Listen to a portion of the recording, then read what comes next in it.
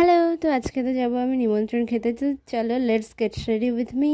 তো সবার ফার্স্টে আমি টোনার অ্যাপ্লাই করে নিয়েছি। আমি তোমাদের আগেই বলেছিলাম যে আমার স্প্রে বোতলতে দিতে ভীষণ অসুবিধা হয়, তাই জন্য আমি হাতে স্প্রে করে সেটা মুখে দিচ্ছি। তো তারপর আমি ইউজ করেছিলাম একটু লিপ বাম, দেন আমি ইউজ করেছি ল্যাকমি সিসি ক্রিম।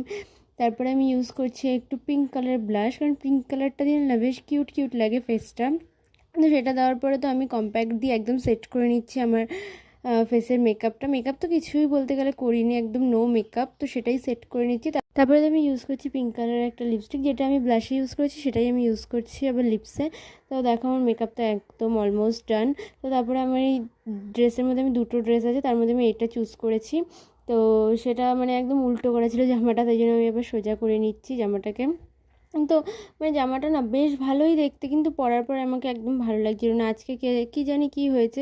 তো দেখো আমি জাস্ট মানে যাবো ঘরের পিছনে, তাই জন্য আমি এতগুলো জামা বের করেছি, তাও তার মধ্যেও একটা পাচ্ছি না যে কী পরে যাব। দেন তো আমি সবার লাস্টে ব্ল্যাকটাই চুজ করলাম যে এটাই পরে যাওয়া যাক। তো তারপরে চলো একটু হেয়ার স্টাইল করে নিই। আমি এক সপ্তাহ ধরে দেখছি আমার কিছু বেবি হেয়ার হয়েছে, তো সেটাই তোমাদের দেখালাম। তো তারপরে হেয়ার স্টাইল সমস্ত কিছু আমার একদম কমপ্লিট হয়ে গেছে। তো this is my final look. তারপরে আমি মানে প্যান্ট দেখে আমার খুলে যাচ্ছে কোমর দিয়ে, আমি বেল্ট পরতে ভুলে গেছি। তো তারপরে আবার আমি বেল্টটা পরে নিচ্ছি।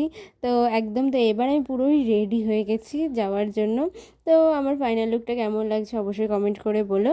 তো আজকের মতো এইটুকুই, তো চলো বাই।